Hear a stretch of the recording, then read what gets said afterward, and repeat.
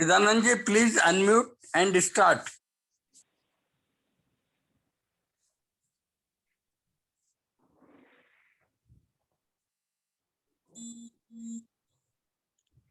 Chidanandji, please unmute and start.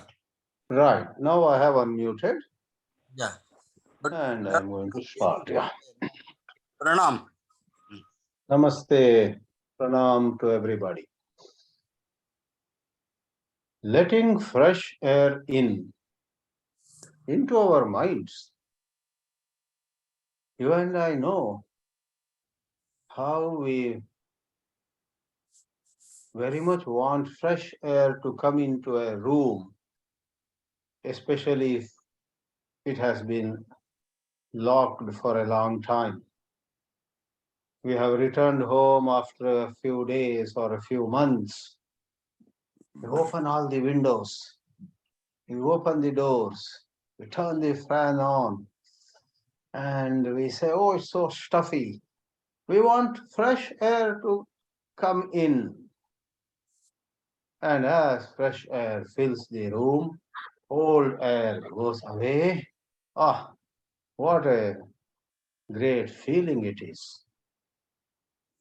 Likewise, sometimes our cupboards are so cluttered, our tables are so cluttered, all sorts of files, papers, books, things that we don't need anymore, but we haven't thrown them away.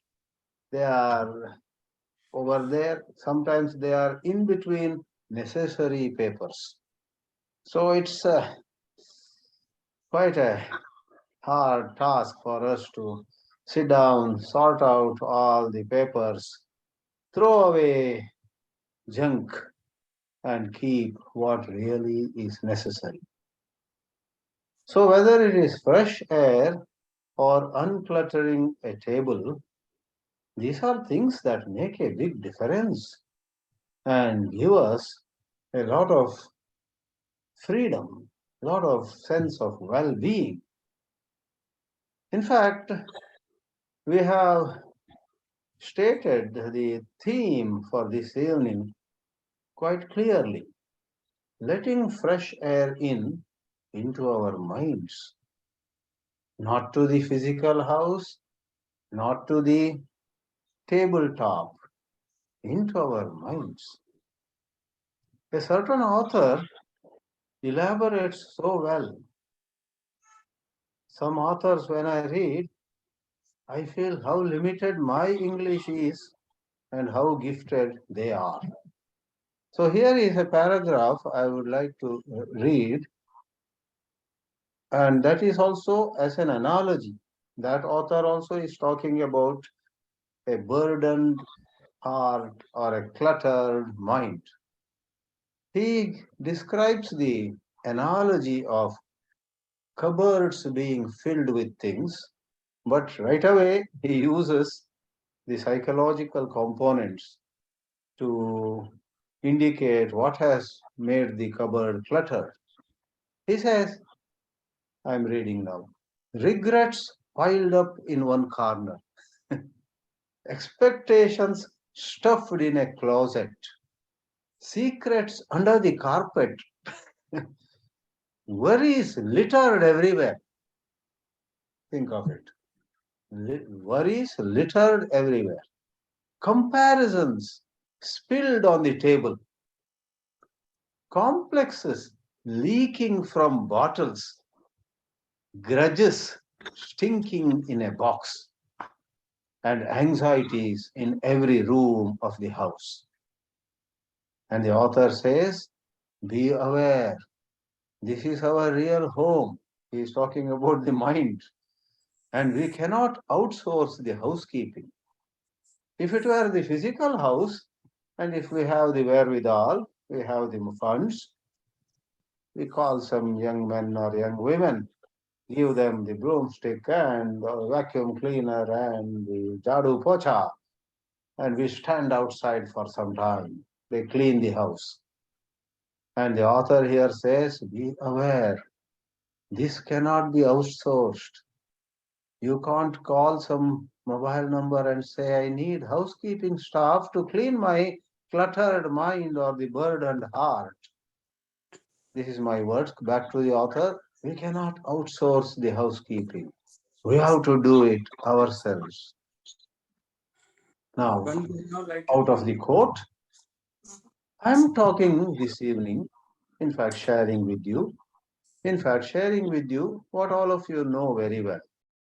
How, in spite of our education, in spite of our having traveled to a lot of places, in spite of our having held positions of responsibility, how responsible we were at that time, we do not know, but we held responsibilities. We sat on chairs, or we criticized others who had sat on chairs, who called somebody incompetent, while our own competence, as they say, God knows. While all this has been part of our life, alas, we cannot claim that our mind has fresh breeze all the time. No, our mind is filled with things that need to be removed. I got this expression a couple of days ago from a new brochure Krishnamurti Foundation has brought out after Vishwanath took over, I guess, as the secretary. They brought out a new brochure of our headquarters, Vasanta Vihar. Nice pictures and very nice design. And I think this expression is part of certain words quoted there from Krishnaji himself. And Krishnaji over there defines the purpose of a study center. And while talking about the purpose of the study center, he uses this expression. Don't you want to come to a place like this and not hold on to some ideology, not pursue some preset ambition, not sink in some sad memories, etc. These are my words. He says to this effect. Then he brings in this expression. A study center like the Vasanta Vihar and at other places of Krishnamurti centers. A study center is for letting in fresh air into our minds. Ah, that expression itself means so much to us. And you and I, exposed to even Krishnaji's teachings, being exposed to them doesn't suddenly change us. You know, so many people holding offices in the Krishnamurti centers, etc., are many times seen to be as burdened by things as anybody on the roadside. It has to be so. By simply becoming a secretary or president or treasurer or some in charge, how do you expect someone to change? How we change, how we let fresh air in into our mind is quite a challenging topic, as many of our other topics are. So let me reflect a little bit.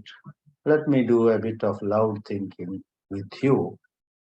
Letting fresh air into our mind has a very strong flavor of nothing but negation. Let's take that context itself. I go to a study center. I go to a village setting in Patashala, the sixth school of Krishnamurti Foundation. There is a study center which is generally not much occupied, not many visitors, because it's far away in a village in interior Tamil Nadu. You go there, I go there, and I sit there. My conditioned mind, my habitual mind, in no time gets into the memory lane about all the good things that happened in my life. More than that, the bad things that happened in my life. About bad things means places where somebody differed from me and called my opinion a wrong opinion, passed a judgment against me, uh, maybe in front of others, etc. This happens to every one of us. Some criticism, some insult, and some opinion comes to our mind. And the Mahabharata war begins. We try to fight against it. We try to relive those episodes. We try to, dramatize possible scenarios in future where we will again meet that lady or man, and again that kind of opinions start flying in the air, etc. It is here that we need to see that if we simply get carried away by memories and the associated reactions to memories, we simply get hijacked by thoughts, and what is more, we find those thoughts interesting and indulge in them. We try to, you know, open the world drama and add a few more acts to the drama. They say play has several acts, and there are some plays which are a one act play. A bunch of people come on the stage and do things, and with that one act, the play is over. That's, I guess, a bit rare. Generally, there are several acts, several chapters as though in the drama. So, by indulging in memories, what I mean is adding acts, adding chapters. Oh, no. Does it mean that in the name of letting in fresh air into our mind, we decide not to go into any memory? We sit and try to concentrate on some tree or on a bird. A tree is better because a bird flies away or something. That is going from one to the opposite. To get hijacked by thoughts and by pouring fuel into fire, that would be one blunder.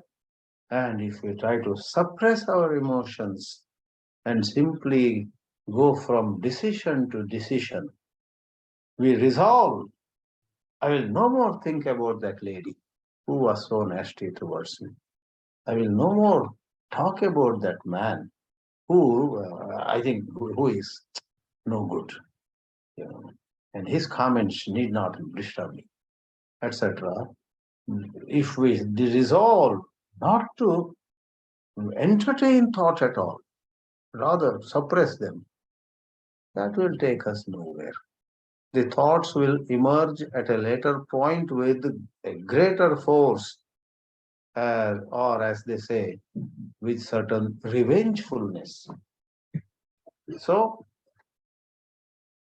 he say, letting fresh air into the mind is a challenging affair, for neither encouraging a thought nor resisting a thought if we remain gently aware.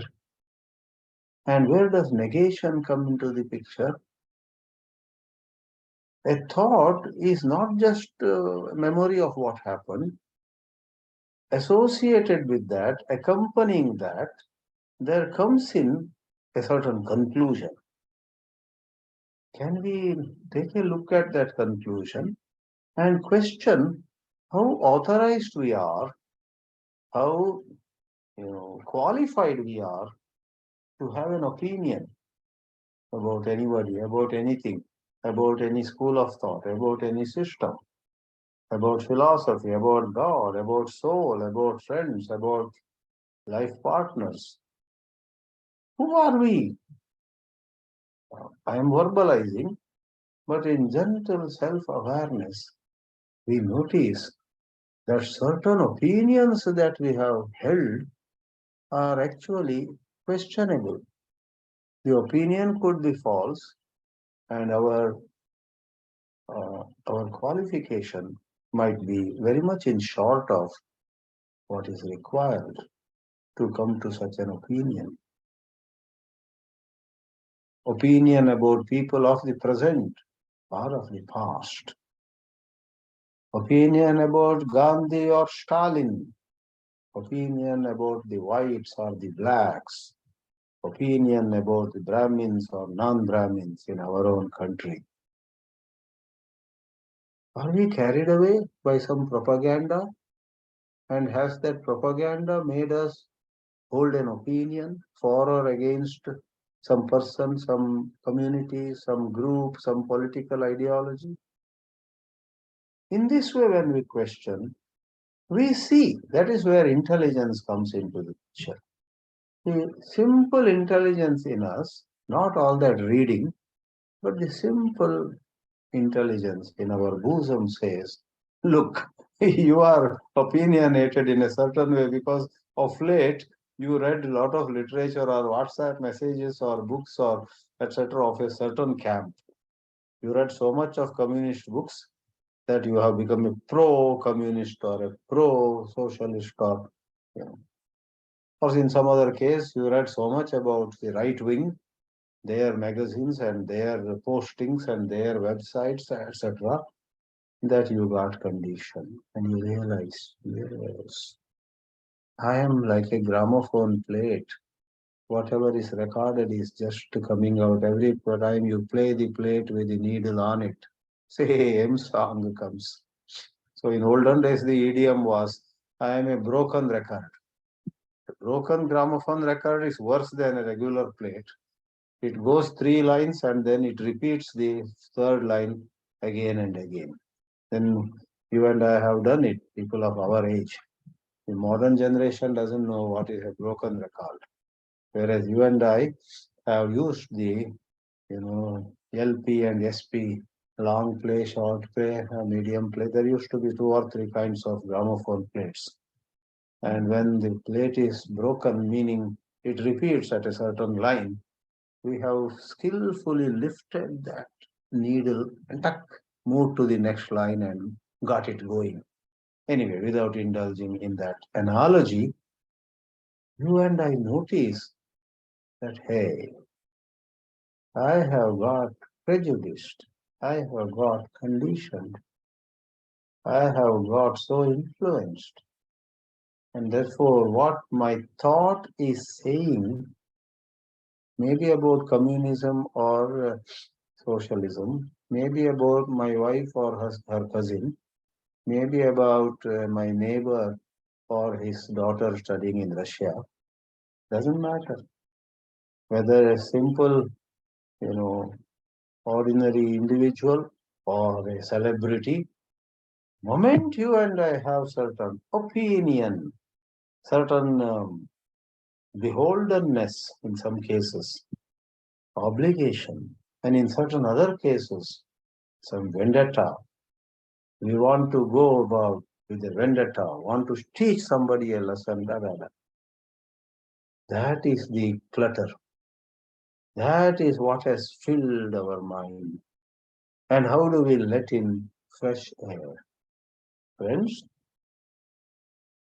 fresh air is waiting to blow through our mind.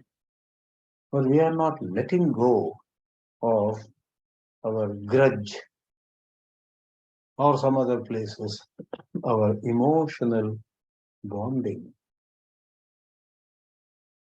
We are so beholden. We feel so bound to somebody emotionally. Sometimes there are people who feel so indebted to a politician. Maybe that politician got this man's son a medical seat in a college. I'm ever grateful to you, sir. You misused your, openly you don't say misused, but that member of parliament or somebody might have misused his power to get a medical seat for son of this man. So, sir, to this poor man, you showed favor. You helped my son who would not have otherwise got a medical seat. You helped him get a seat and become a doctor. In my small town, I am father of a doctor now. For rest of my life, I will do whatever you say. For your party, the policies of which I don't understand, it doesn't matter. But I am beholden to you. See, this is clutter. This prevents fresh air from coming in. Therefore, I must add here this wisdom, this philosophy sometimes may appear rather dangerous. Like I illustrated in a unplanned example, this wisdom may question your sense of gratitude. You may say, are you saying that letting fresh air in into our mind involves turning ungrateful? Somebody has done a lot for me, and I should ask my sense of gratitude also. So you may wonder whether it runs against eternal values. I would rather say eternal values will never collapse in the light of inquiry. Eternal values like gratitude, like forgiveness, like truthfulness, they in fact get new life in the light of pure, unbiased inquiry. In this example, for example, a man is indebted to a politician for the favor that the politician had done to this man and was all set to be blindly supporting the politician, even if it was some adharmic activity. Inquiry will help the man acknowledge the favor, the help received, but separate the grain from the chaff. This man will find a way. What that way need not be defined, cannot be so concretely defined, but when the flame of inquiry is up and active, a man will no more act out of mere obligation, but a certain higher intelligence will help him to do the right thing for those who helped him before, for those who had refused help. Either way, rather than going in some grooves, rather than behaving in some conventional ways, rather than hiding behind a symbol, hiding behind a much propagated concept of a value, a man, you and me, will be able to act out of a certain insight. And one knows in one's heart, I am not violating any value worth its name. I am not namak haram, that is ungrateful. On the contrary, I see something where with no malice towards anybody doing something wrong, with no malice or other negative emotion about myself too, I am able to go on a creative wave. I am able to see what the best thing is that needs to be done and so on. So as I sit in a study center, as I handle these memories, these thoughts, these regrets, these hundred other things, and I don't suppress them, nor do I take a paper and pen and jot them down. Some people think that by jotting things down they will remove the clutter. It's not about those external expressions. I'm not against anybody jotting down, but the jotting down by itself does not take you far. Can you handle your emotions? Can you handle your attachments with certain greater care, whereby the falsity in them becomes clear to you, not as some book has talked. Book might have talked. Okay, God bless that book.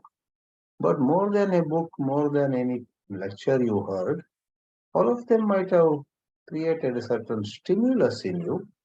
That's okay.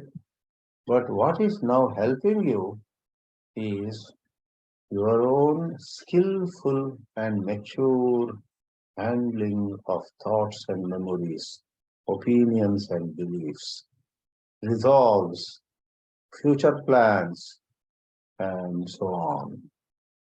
You will find that in a couple of days, though time has nothing, really nothing to do with this insight.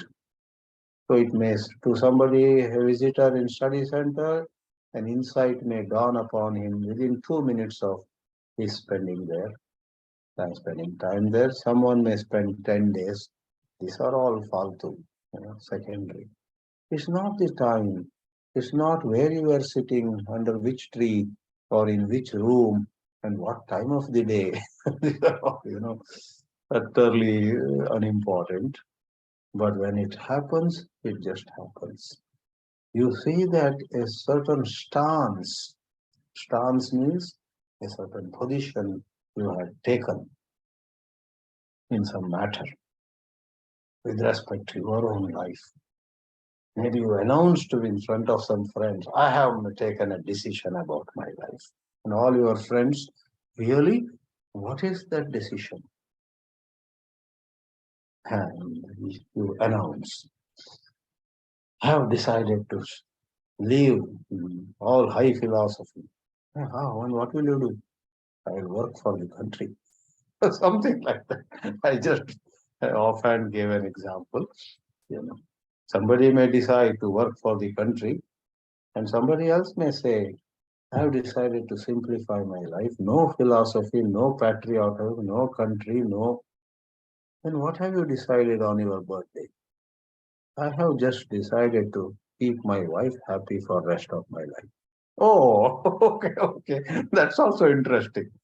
Whether it is your decision to serve the country or not to serve the country, or to be, you know, dedicated to your spouse or not to be so, these are all, you know, so questionable. Let them stand the heat of inquiry. Let them, bear the flame. In that gentle flame, you will find so many stances, so many positions that you have taken just to lose their strength. They leave you gracefully. They leave you, I guess, with hardly any pain. I guess when they leave you, there is really a great unburdening. There is a great celebration, quiet celebration. You realize that you don't have to have a position with regard to this person or that institution. You feel unburdened. I don't have to become anybody. I don't have to get famous. I don't have to reach a certain economic status. Ah, what a relief it is. That relief, friends, is fresh air that has now filled or that is now breezing through your mind. Letting go is letting in fresh air into your mind. Thank you. Thank you very much, Chidanandji. Harshadji, would you please unmute and say something on this?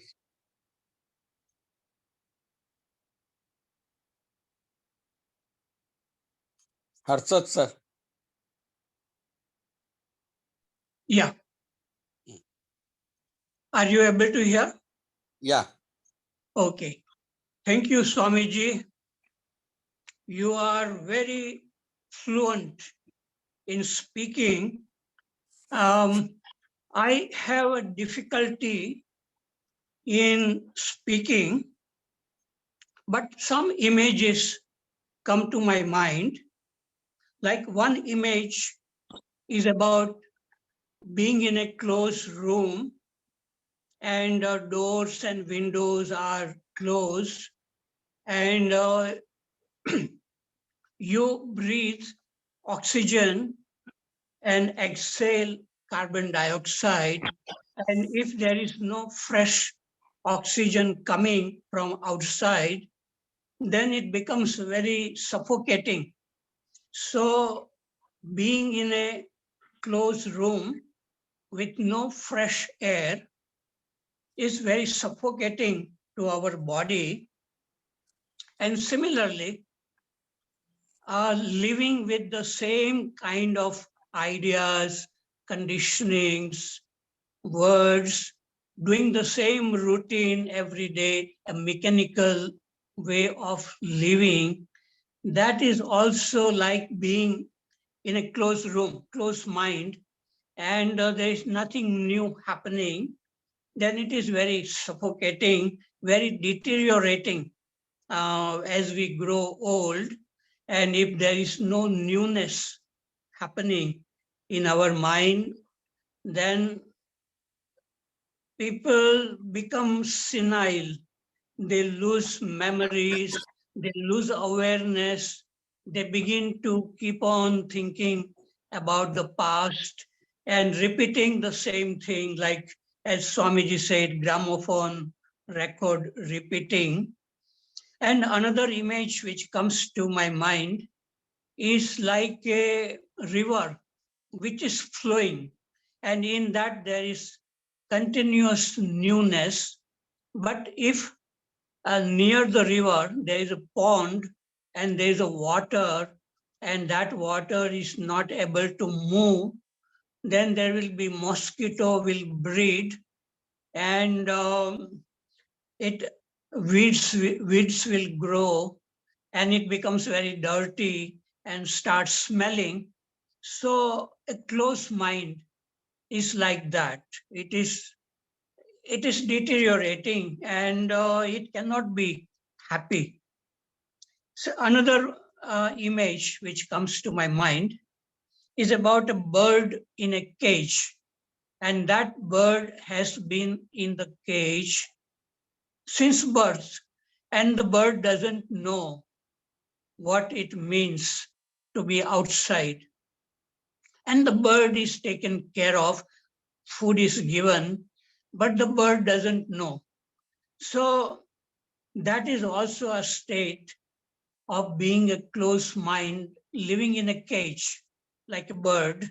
But when the cage is open and the bird can fly very, very high and feel the fresh air in the mountains and look at the whole thing in the valley from the top of the mountain, then it really knows what it means to have a new way of living, a new way of looking, listening. So our mind is mostly living in thoughts and feelings, and we gather a lot of knowledge, and that knowledge deteriorates our mind also.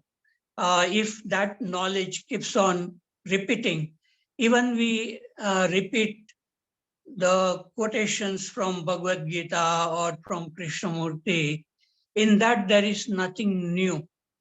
But when something we begin to see for ourselves and something new happens within us, then we know that we have broken the boundary of the mind.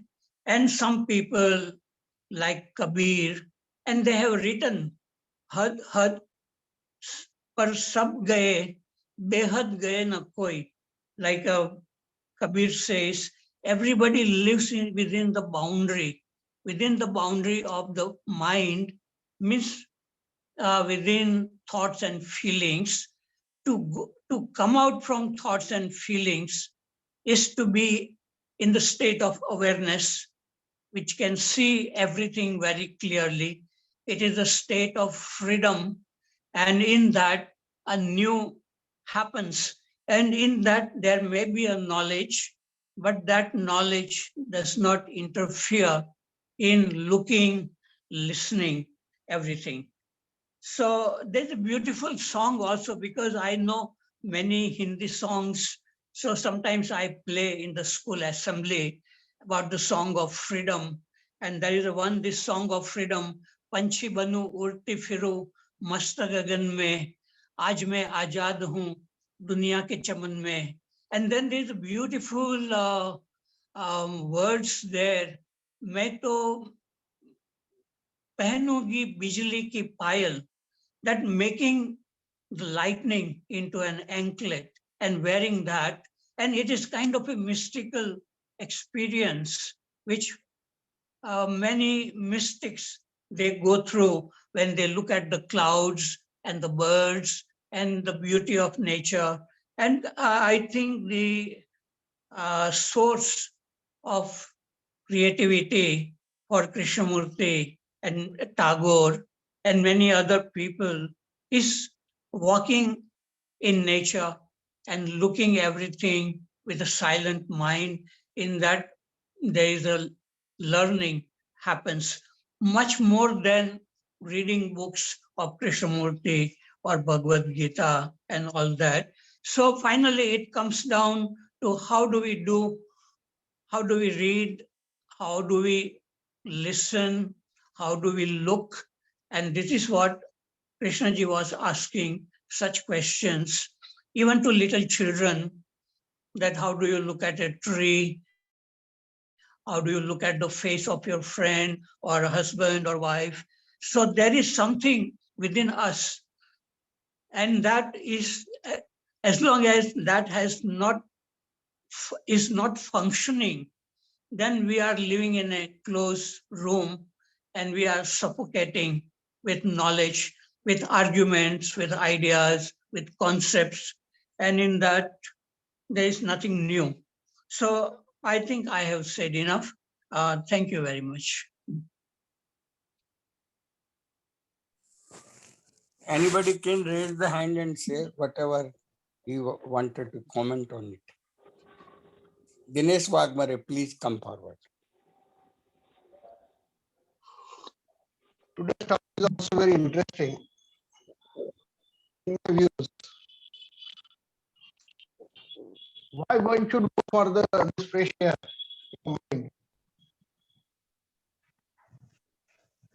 The people are living life. So your voice is not coming clear. Yeah, voice not coming. Hello, are you able to listen to me now? Yeah, yes. Is it clear now? Hello. Yes. Is it clear? Yes. Yes. Are you able to listen to me? Because Yes, I'm having some problem in this. Okay. Yes. So why one should go for this fresh air in the mind itself? Unless he is having some problem with the life, unless he is having some suffering, unless having some sorrow or some grief, or if he is not okay with his life, then only he will think of going for this fresh air. Otherwise, why we should go? So 90% or more than 95% people are living the same life and they are enjoying the life. So I think this Swamiji's matter is not for them probably, unless they are having some problem or they are attracted to what Swamiji is saying. So we are very clear in this. Okay. But some people want definitely the fresh air. Harshad sir is saying or Swamiji is indicating. So in my views, that fresh air one can get by right thinking and getting the wisdom. This indirectly means that whatever the Swamiji is indicating and Harshad sir were saying, that is directly related to the cleansing of mind. So if one wants to cleanse his mind, then he has to go for right thinking, gaining the wisdom. Now, what is this? The basis of this is to know your role in life. What is your role in life? And that is definitely goes deeper.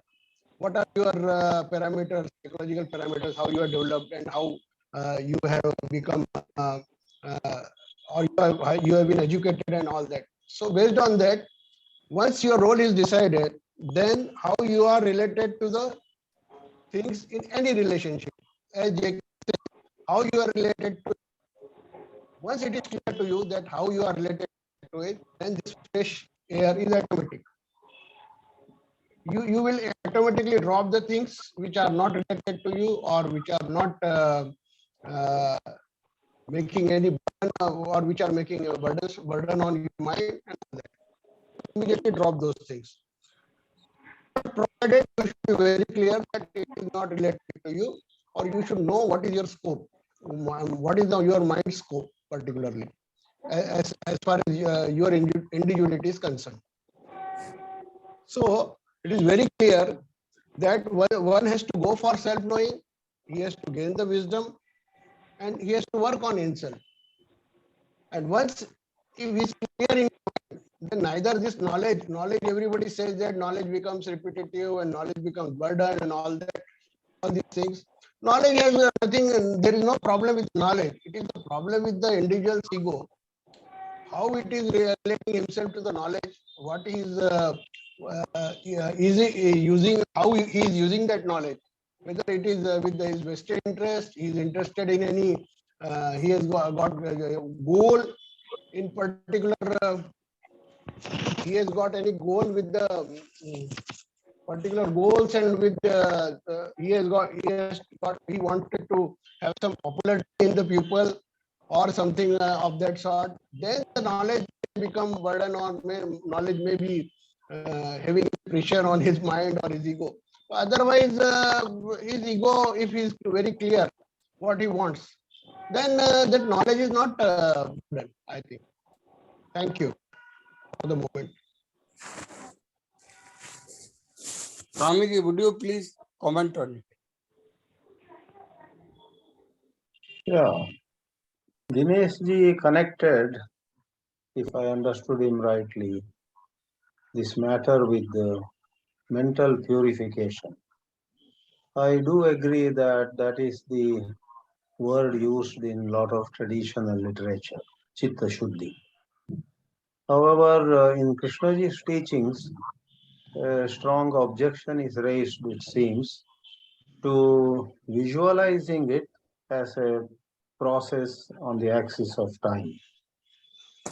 No, nobody denies the need for purification of the mind, but if one conceptualizes it as a process, I'm going to get purer and then purer, even purer, give me some time, and I'm on it. All the superimposition of a structure, of a method, of certain steps does tremendous injustice to the whole matter. Therefore, Krishnaji once and for all talks about negating the root causes, negating the very beginning, how impurities gather strength. There is a certain fundamental factor. That's where I think Harshadji also often very fondly quotes, freedom is in the beginning itself. That's a very challenging statement actually, but I do appreciate that spirit. If we put freedom as something to be gained slowly over a length of time, that does tremendous injustice to the spirit of inquiry. In inquiry, we not only uh, challenge or question a certain false position that we have taken, but also do not give to that false position the liberty of um, saying, I will go, give me some time. You know, it's like there is a thief who says, yes, sorry, I stole, but allow me to stay one night at your place. I'll go in the morning. So a strict policeman says, you have admitted you are a thief, and now itself you go. If you say, I don't have food to eat, here is 50 rupees. Go eat anything, sleep anywhere. So let me not extend the analogy, but it's something like that. The false has to be seen in its entirety, and at least in spirit. You must do away with the false right away. Don't have a easy installments plan for driving away asatya from your life. So anyway, that's how I do agree with Dineshji's equation or parallel, but I think we have to take into account the intensity of Krishnaji's light on the same matter. Thank you. Can I ask a question to Swamiji? Yeah. Swamiji, you said that one should not make any opinion and one should not make any or criticize others and all that. To gain this wisdom, what is his role in whether time? Leave aside JK what JK said, leave aside what tradition says. What is the practical experience? Your as well as mine, whether it requires time or not. To gaining this wisdom and this understanding, time is required or not? I'll put it this way. First of all, in the teachings, we do not use the expression you should or should not. We only say, can you be aware of the opinion? Can you be aware of the opinion in all its structure? By structure, we mean, does my opinion have a solid basis? Does the process of coming to an or holding an opinion have proper qualification on my part? You know, like you show me a beautiful mechanical screw and ask me, you think this is a good screw? No, I am not a mechanical engineer. I am not a person dealing with screws and nuts and bolts. I don't know anything about this, so I can't give an opinion. Today I was at a tailor, for example. So some cloth was seen. I am nobody to whether this is linen or that is cotton. And so by qualification, I mean that. In like manner, in this judgment, um, we have only talked about, can you be aware of that side of the matter? Whether you are qualified to have an opinion or without having much qualification, you anyhow have judged Tom, Dick, and Harry. Okay, so talking about time, the first submission of mine is it's not so much about should and should not, but it's about being aware of the opinion from a broader angle of view. The time factor, yeah, practically all of us see that no matter how much we talk and how much we throw light on all this, our own opinions do not go overnight. They seem to sometimes get diluted only to come back with revenge. Sometimes therefore, time seems it is there. However, we appreciate that wisdom where it is said that time may seem to be involved in the process, but it actually has no role to play.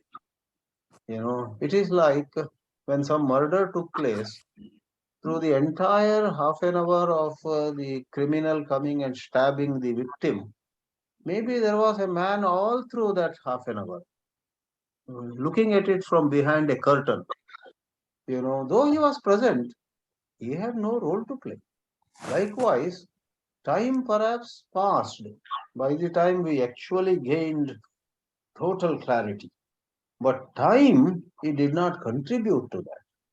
The inquiry, the inquiry gained momentum the inquiry gained greater clarity, and there also time was not a necessary component for whatever factor the in intensity and clarity, yeah, in a manner took time.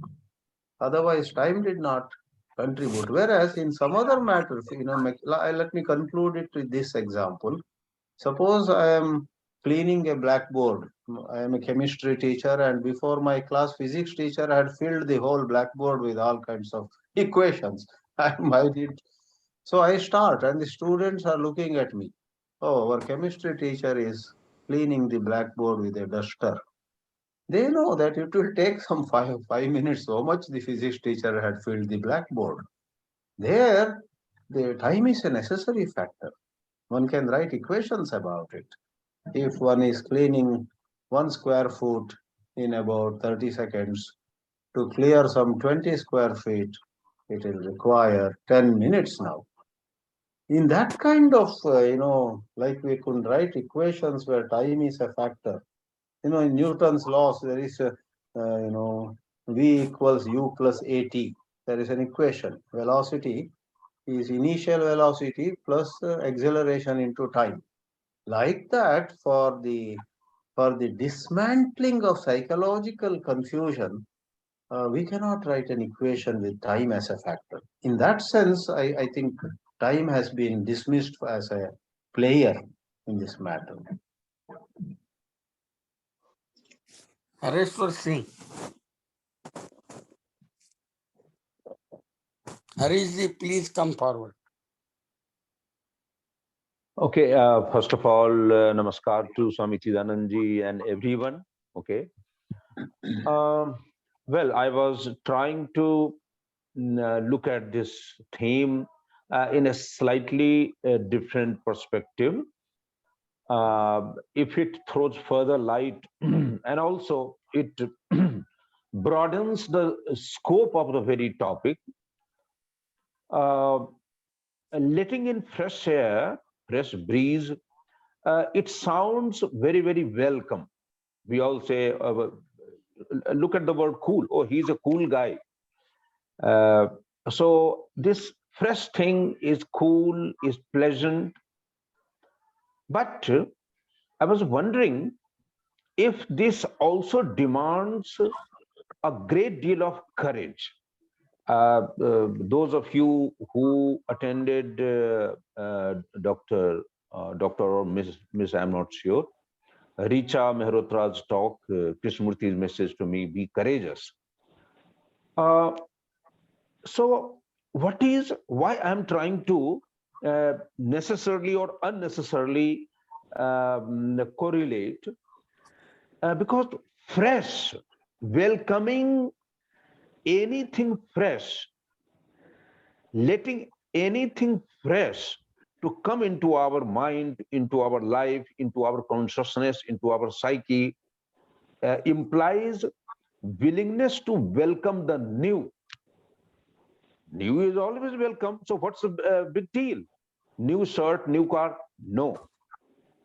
I'm reminded of an episode in Robert Frost's life, who was a great poet. He became a national poet of the US. He went on to become, but there was a time when no American publisher agreed to publish his poems, and then he left US lock, stock, and barrel, bag and baggage, and came to England. And his first poem was published, and there was no looking back. So it was a kind of letting something fresh enter his life. And we all know Krishnji cautioned us about known and unknown, freedom from the known.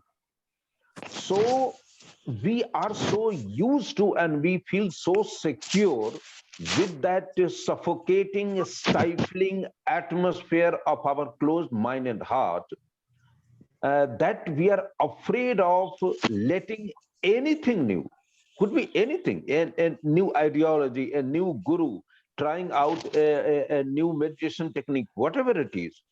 And I'm not saying that we should always be willing, because as long as we have the guts, we have the courage, we have that spirit of adventure to welcome the new, the unknown.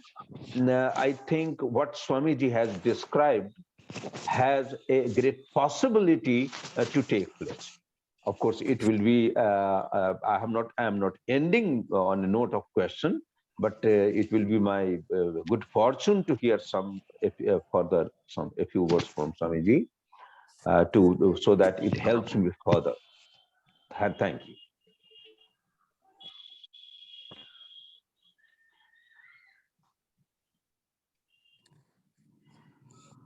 Pradeep Verma, sir. Yes, Let Chidanandji comment on it. Modak. Yes, yes. Swamiji. Chidanandji, would you please like to comment? His name Uh, was Sharma, not Richa Mehrotra. no, I think I will skip this chance. I will comment at the next opportunity. Okay. Pradeep Verma. am I audible, sir? Am I audible? Yeah. Okay. So my simple submission is, for me, words are important. Me word I'm using with caution. For me, words are important, even to go beyond words. So whenever a topic is given, I read it very carefully, each word, its framing. So this letting in fresh air into our minds, this gives a sense of voluntary action, as if one can let in or not. So this is a voluntary thing. Then we can associate that if you have to be aware of that, then only you will let it in, all that. First thing is, then unless and until there is a movement, freshness, any fresh air cannot be maintained. Flow is important. Now, the word mind came immediately. Similar word came brain. So this was seriously asked to JK, what do you think brain and mind, how they are different? So he said it very clearly, brain is conditioned, at least some part of it. You see, experience, knowledge, memory, etc. To discover something new, a state when thought is not in movement. Brain is a material thing. Mind is a wholly different dimension. Mind is of a. Am I audible, sir? Yes, you are audible. Very well. So mind, he replied to Popul Jaikar, mind is a wholly different dimension which has no contact with thought. When we say cluttered mind, it means conditioned mind. It means content is there. It means thoughts are there. What else it can clutter with? So this is one thing. Then again, at a different occasion, he asked similar question. When you talk of the mind, what do you speak of? She asked him. He said, honestly, this is difficult. The mind of the universe, the mind of nature, you follow? Everything that has been created is the movement of the mind. This was JK's reply to what Popul Jaikar asked. As long as brain is conditioned, can never understand the immensity of the nature of the mind. Now, I don't know with what I am talking, how much of brain is there and how much of mind is there. I absolutely don't know, honestly speaking. But this, unless until we can't use words casually, we cannot somehow go deep into it. And to have a fresh mind, how can old stories help us? How old stories can help us? We are full of parables, full of stories, full of religious stories, Jatak Kathaएं, this Kathaएं, that Kathaएं. We are full of that, and we feel somehow secured with that. A very different psychological security of a different nature, because directly you are not confronting anything. So this is what is happening. So this topic, letting in, so all the small questions associated with each word, I have expressed most of my things that came up while going through this topic and around this. Thank you very much for giving me time. And Swamiji, I would like you to respond something about it. Yeah, Swamiji, yeah, I'm here. It's very fascinating to hear Pradeep ji share something about mind and brain. And like he also admitted that he admitted that he doesn't have clear idea about this mind, especially. Mind seems to be very mystical in the way Krishna ji has described it. The brain is something more palpable, more tangible. But when Krishna ji refers to a great immensity of the mind, in contrast to which the brain is rather limited, you and I actually wonder whether by using the word mind, he actually is referring to the intelligence. Elsewhere, we talk about awakening intelligence. Therefore, the usage of the word mind in contrast to brain, and especially holding the mind way above the brain, calls for some more deliberation. So I also would not like to give any opinion, or at least at this moment I am not qualified to do that. I would like to take a look at what Krishnaji has said about the mind at different places, reflect a little upon it. Therefore, at this moment, I just appreciate how there seems to be a different definition of the mind. Whereas earlier we talked about a cluttered mind and then a purified mind, unburdened mind. There we are not using the word mind in any high sense. We are using the word in a layman's language. You and I say, I am looking good, but my mind is depressed. Sometimes we say we have a common man's sense of what mind is. But what Krishnaji referred to by the word mind, especially attributing to it certain immensity and such stuff, needs to be examined. Let's try to do that maybe in a certain session where we all may read up a little, reflect a little on it. That's what I may say. Thank you very much. May I शक्ति जी, say? आप हिंदी में बोल सकते हैं. स्वागत है आपका. शक्ति जी, प्लीज अनम्यूट.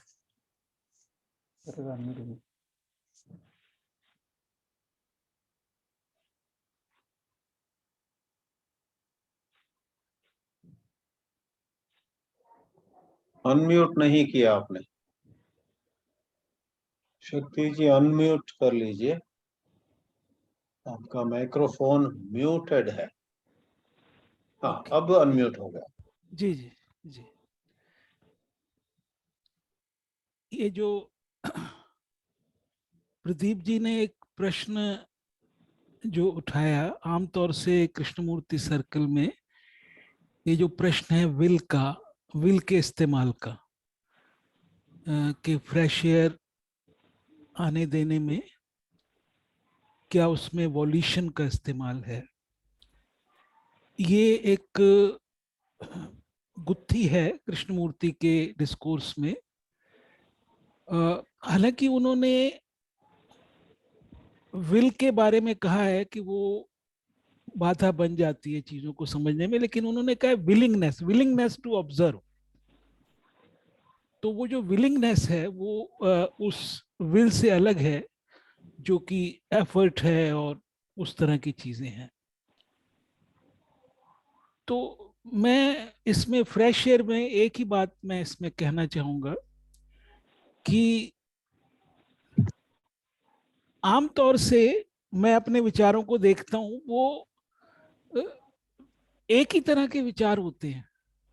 इवन यहाँ पर इस ऑनलाइन मीटिंग में या यहाँ राजघाट में डायलॉग होते थे तो मैं देखता था, नोटिस इस चीज को करता था कि मैं 2 साल पहले भी वही बोल रहा था, उससे पहले भी वही बोल रहा था, है ना।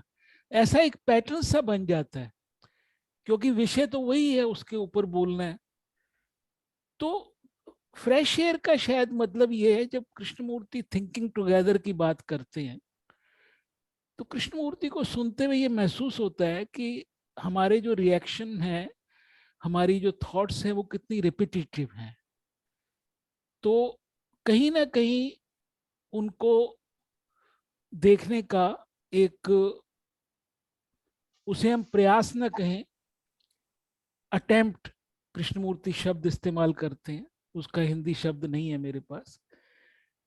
तो जितना अपने से प्रयोग हो सके उतना तो मुझे लगता है कि जरूर करना चाहिए, बिना इस बात को बीच में लाए कि इसमें वॉल्यूशन है या नहीं है।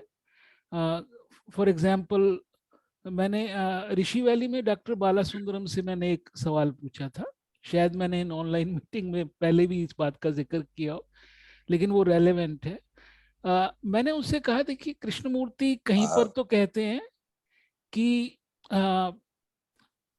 थॉट को फ्लावर होने दीजिए, एंगर को फ्लावर होने दीजिए, उसको देखिए, ऑब्जर्व करिए, और फिर वो जो हम ऑब्जर्व करते हैं तो फिर उसके साथ कुछ होता है। और कहीं पर वो ये भी कहते हैं कि आप उस थॉट को डिनाई करिए। एक जगह तो वो ये भी कहते हैं कि break it and see what happens when the next thought jumps upon you. वहां ब्रॉकवुड में स्टूडेंट से बात कर रहे हैं। तो मैंने शंका के तौर पे नहीं रखा उनके सामने सवाल, क्योंकि मुझे कंट्राडिक्शन नहीं नजर आ रहा था, पर मुझे ऐसा लग रहा था कि कुछ इसमें कुछ चीज और समझने की रह गई है। तो डॉक्टर बालासुंदरम ने बड़ी अच्छी मेरे से बात कही। उन्होंने कहा दोनों को करके देख लो, you try both way, you experiment with the both the ways. और शायद कहीं ना कहीं विलिंगनेस की तो जरूरत होती है, और अपने बारे में बहुत ऑनेस्ट होने की भी मुझे लगता है जरूरत होती है कि हमारी वास्तव में हमारी ये प्रायोरिटी है कि नहीं इस बारे में प्रयोग करना, या 50 चीजों में से एक चीज है। जैसे मैं अपने बारे में देखता हूँ कि कभी कभी बहुत रुचि हो जाती है, कभी कभी बिल्कुल हट जाती है। तो मुझे लगता है वो सारी चीजें जरूरी हैं, लेकिन बात में कुछ ऐसा रहस्य है जिसे शब्दों में व्यक्त नहीं किया जा सकता। तो उसके अंदर अपने आप को, जब तक हम अपनी थॉट को अगर हम सस्पेंड नहीं करते, तब तक वो फ्रेश एयर की कोई गुंजाइश है नहीं। Thank you sir. Arun Pratha. Arunji, please come forward and speak. Yeah. Good evening, everyone. Sir, my actually related to this fresh air topic. I just felt like most of our thing, which we are a lot of problems in our head, which is there. And when we talk about fresh air, what I'm able to correlate it is with that we a different kind of solution occurs. Comes inside for a resolution of our problems. So if you look at fresh air, it could be even in the form of even a cyclone. We can say it as a fresh air because there is a lot of turbulence and new air only comes in. So when really something comes like that, where do we position oneself? Because I've seen like many times like it really rattles us. We feel like we don't know where to position ourselves. So how do we balance and be in a world which is of tremendous speed and movement and lot of fresh air coming in at times, and there is no fresh air also at times? Because if you look at the times where we went through a lot of during the COVID pandemic time and all. There was a lot of things, turbulence actually, basically in our head also, mentally also we were going through a lot of things, states. So if you look at it, I think at that time there was so much of things happening around us that there was not much of, we could even say that there's very not much of fresh air at all. So I'm just wondering, like, fresh air, by fresh air, do you mean it is only kind of a fresh thinking which is a solution to our problems, or something else? Thank you, sir. Harshad sir, would you please like to comment on it? Harshad Parekh sir.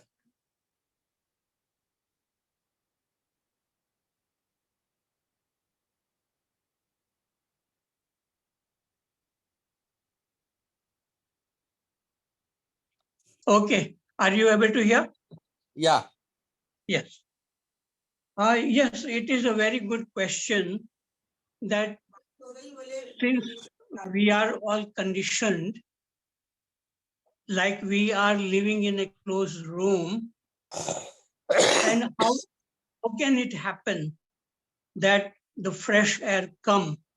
So I feel that first we have to see that we are conditioned, we have problems, and then when we become very curious by reading Krishnamurti or little bit of that, and then looking in and just being curious to watch how these thoughts are coming and going, that curiosity, honesty, passion, all these qualities are required to look at ourselves as we are, not trying to come out from this, but just looking.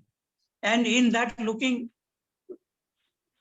it may happen that we begin to see very clearly, and we are out without our knowledge. We are out and looking clearly at thoughts and feelings. So we cannot plan to come out from the closed room. We cannot open the door by our will, but it can happen if we are very, very sincerely interested in looking. Like Krishnaji at one time said that if you want to go very far, you have to start from what is near. And what is near is our own mind. So are we really interested in looking at our own mind? Like when we get angry, what is behind it? Why do we get angry? Do such questions come? Or when there's a fear or jealousy and all this. So only when there is a motiveless curiosity to look what is happening, not trying to change it, then there is a possibility that we may come out one day. It's like, does it require time or it is sudden? So I would like to say that when there is an earthquake, it looks like there is a sudden earthquake, but there is a lot of going on underneath, under the ground, lot of activity, and finally the whole thing erupts. And then when it is manifested, then we come to know that it has happened suddenly. But actually, underground in the unconscious, there is a lot of things going on. And if it is going on in the right direction, then someday there is coming out from this closed room of conditioning, thoughts, feelings, knowledge. And then when it happens first time, then we see the real, that it had not happened before. We can see that there is something new has happened. So I think we cannot decide to come out. We cannot open the door by ourselves. But when we are curious and looking inward, not with the knowledge of Krishnamurti or Bhagavad Gita, but looking at as it is. So it requires honesty, motiveless curiosity. Okay, thank you very much. Dinesh Waghmare and then Pradeep Verma. Are you able to listen to me? Yes, Yeah. we are able to listen to you. And no First of noise is all- coming this time. This time no noise is coming. Okay, then now I will make some noises. Okay. So first of all, I would like to discuss about this Hareshwar Singh, whatever he has raised a point about the meme, discussion of the whatever dialogue took place with the meme. See, in my views, basically a man is, this point is directly related to security of a person. Once he gets security in one of the jobs, then he becomes complacent. He becomes, that job becomes comfortable to him, it becomes convenient to him, and he doesn't want to change. So similarly, he doesn't go for the fresh air, whatever you are referring to. So this is related to his comfort and convenience, and then he also started liking it. This also happens to some, say he gets some success in that job, so he becomes a sort of attached to it. Similarly, if I'm having a liking for the JK, I read JK and I got some success because of the teachings of JK. Then I some sort of become some sort of attached to it. I don't want to experiment on with the other whatever the others have said, or what the other people what are their experience and what they are talking about truth. I may not go for Arvind, or may not go for Raman Maharshi, or I may not go for the other. So a sort of we can say that insecurity is there, that I'm okay with the what JK is saying, and I may not go for that. So here one thing is also there, Hareshwar Singh Saab, that is what my experience is, that whatever you get success from one source, the same source gives you failure also. Say for example, if there is some businessman, he puts all his efforts in a business, he gets success there, then he may not attend, he may not be in a position to attend his family, and the family challenges he may not be able to attend, and he gets newer challenges there in his relationship with his family. So one side he becomes very successful, other side he becomes failure. So same source which is giving success to him gives the failure in other direction. So these all things are also to be observed and seen. These are the different aspects. Similarly, another thing I would like to discuss about whatever Shakti Kumar said. Yes, sir. I also agree with you that your own experience, whatever JK said is okay, but he has said various things at various places to various people. So our own experimentation, our own self-knowing, and our own working only can tell us what works for us.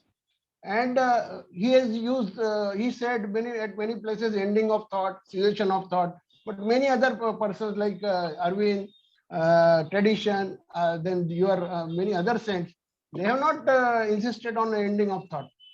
Despite of thought, they got this fresh air and all that, what we are saying, what our Harshad sir was saying, like Mira, Kabir, they got the fresh air despite of the thought.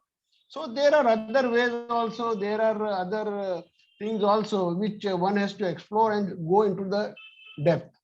And as far as if he wants to go only with the JK, then of course, then he has to work with himself and see whether that dissection works for him, or whether ending of thought works for him, or whether dropping of thought works for him, whether emptying of mind. There are so many words, and they are having a little bit different meanings with them. So what works for him?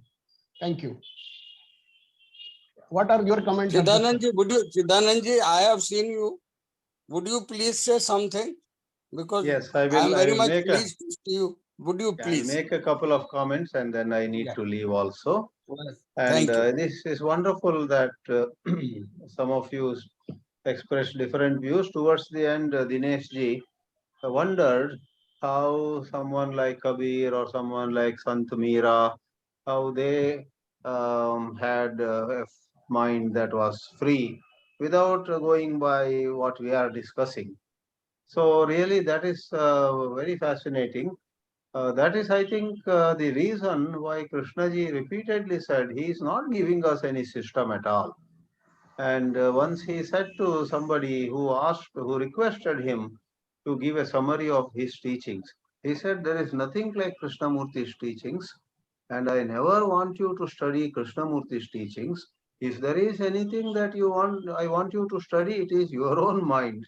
Therefore, Meera or Kabir, Krishnamurti or you, me, anybody, there is nothing like a philosophy that we need to study.